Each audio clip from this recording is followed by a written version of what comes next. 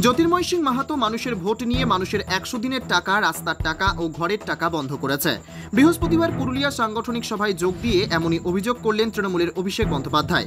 আজ বৃহস্পতিবার আকাশপথে পুরুলিয়া শহরে নির্বাচনী সভায় যোগদান করেন তৃণমূলের second in command Abhishek Banerjee.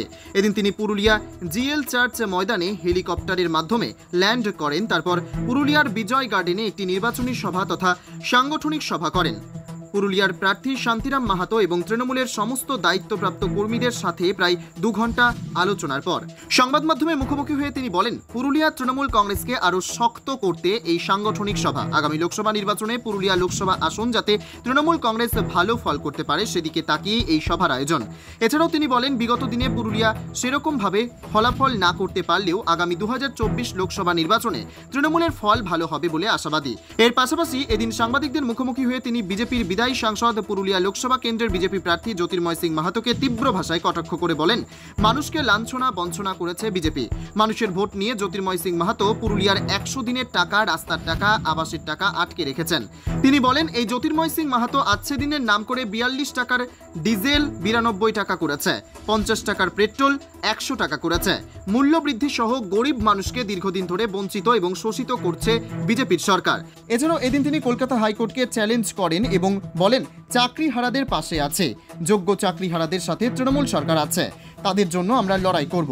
তিনি জানান, হাইকোর্টের কিছু বিচারপতি বিজেপির কথায় চলে, ব্যাটিংয়ের মতো ম্যাচ ফিক্সিংয়ের সাথে তুলনা করেন কলকাতা হাইকোর্টের রায়কে। যদিও সাংগঠনিক মিটিং, তবুও জিজ্ঞেস করবো যে আজকে মাথা দিলেন কর্মীদের।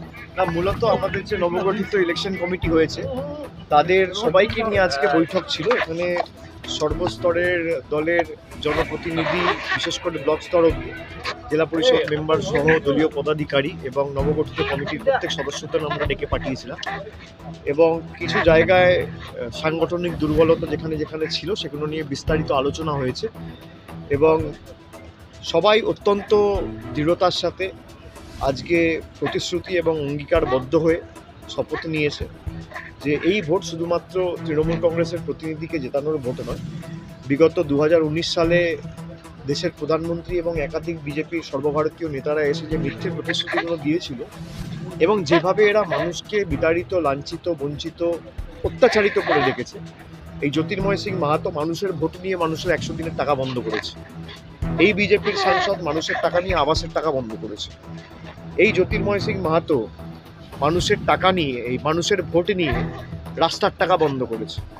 এই জ্যোতির্ময় সিং মাহাতো আজকের দিনের নাম করে আজকে 40 টাকার ডিজেল 92 টাকা এদের সরকার করেছে, 50 টাকার পেট্রোল 100 টাকা করেছে, 400 টাকার রান্নার গ্যাস 900 টাকা করেছে, 3 টাকার ডিম 7 টাকা করেছে।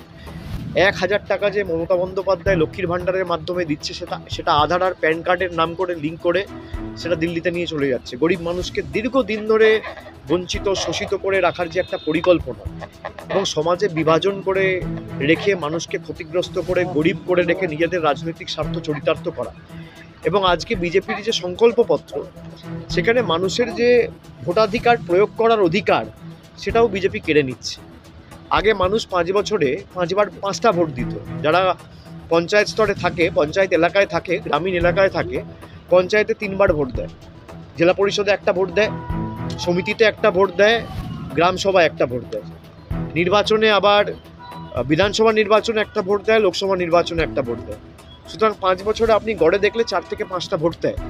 সেখানে বিজেপি বলছে 1 নেশন 1 ইলেকশন, মানে আপনি আর ভোট দিতে পারবেন না। আপনি যে ভোট দিয়ে সরকার নির্বাচিত করবেন, আপনি যাকে উচিত শিক্ষা দিতে চান ভোটের মাধ্যমে, সেই মৌলিক অধিকারও আপনার কেড়ে নেওয়া হচ্ছে।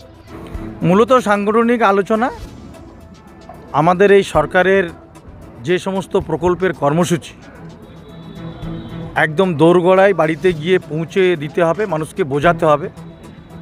কেন্দ্র সরকার যেভাবে আগামী দিন পরিকল্পনা নিচ্ছে, তাদের ইস্তেহারে যে সমস্ত সাংবিধানিক অধিকার খর্ব করার যে বিষয়গুলো উঠে আসছে, তফসিলি আদিবাসীদের ক্ষেত্রে যে সমস্ত কমন সিভিল কোড নিয়ে আসার চেষ্টা হচ্ছে, এই যে বিষয়গুলো শুধুমাত্র রাম মন্দিরকে ইস্যু করে ভোট নেওয়া, এই সামগ্রিক বিষয়টা বিভিন্নভাবে উনি আমাদের পয়েন্ট তুলে ধরেছেন, যেগুলো আমরা পরিষ্কার নির্দেশ যারা দলের সংগঠনের দায়িত্বে আছেন এবং যারা জনপ্রতিনিধি তাদেরকে বাড়ি বাড়ি নিজের এলাকায় যেতে হবে এবং এই লোকসভা সিট আমাদের বার করে নিয়ে আসতে হবে, কারণ এই সিট দলের কাছে একটা বড় বিষয় হয়ে গেছে যে বিগত দিনে আমরা সিট জিততে পারিনি।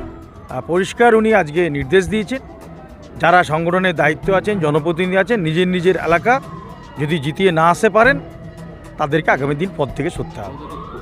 আজ পুরুলিয়ায় নির্বাচনী সভা অর্থাৎ সাংগঠনিক সভা সারলেন তৃণমূলের second in command Abhishek Bandyopadhyay. তিনি কিন্তু রীতিমতো পুরুলিয়ায় প্রায় 1:55 নাগাদ পুরুলিয়ার জিএল চার্চ ময়দানে হেলিকপ্টারের মাধ্যমে ল্যান্ড করেন। তারপরে পুরুলিয়ার যে বিজয় গার্ডেন, সেই বিজয় গার্ডেনে কিন্তু আসেন আর তারপরে প্রায় 2 ঘন্টা সভা করেন। সভা করার পরে তিনি কিন্তু সাংবাদিকদের মুখোমুখি হন। সাংবাদিকদের মুখোমুখি হয়ে তিনি রীতিমতো কিন্তু বিজেপি সহ ক্যালকাটা হাইকোর্টকে অভিযোগ দিলেন, পাশাপাশি চাকরি হারাদের নিয়ে তিনি কিন্তু বার্তা দিলেন। এবং এই যে অভিষেক বন্দ্যোপাধ্যায়ের বার্তা, সেই বার্তা কতটা কাজে লাগবে এবং নেতৃত্বদেরকে কিন্তু তিনি রীতিমতো পুরুলিয়া লোকসভা কেন্দ্রে কেমন করে লড়াই করতে হবে সে বিষয়েও কিন্তু তিনি খতিয়ে দেখেন এবং সে বিষয়ে আলোচনা করেন, এমনটাই কিন্তু জানান তিনি সংবাদ মাধ্যমকে। এরপরে দেখার বিষয়, আজকেই কিন্তু রীতিমতো সভা করেছেন বিরোধী দলনেতা শুভেন্দু অধিকারী, তার পাশাপাশি এই অভিষেক বন্দ্যোপাধ্যায়ের সাংগঠনিক সভা। কিন্তু এই সাংগঠনিক সভার মাধ্যমে পুরুলিয়া লোকসভা নির্বাচনে কতটা প্রভাব পড়বে সেটা তো লোকসভা নির্বাচনের ফলাফলের দিন জানা যাবে। পুরুলিয়া থেকে অমর্ত্য মাহাতোর সাথে দুর্বাদল চন্দ্র, বেঙ্গল ভয়েস 24x7।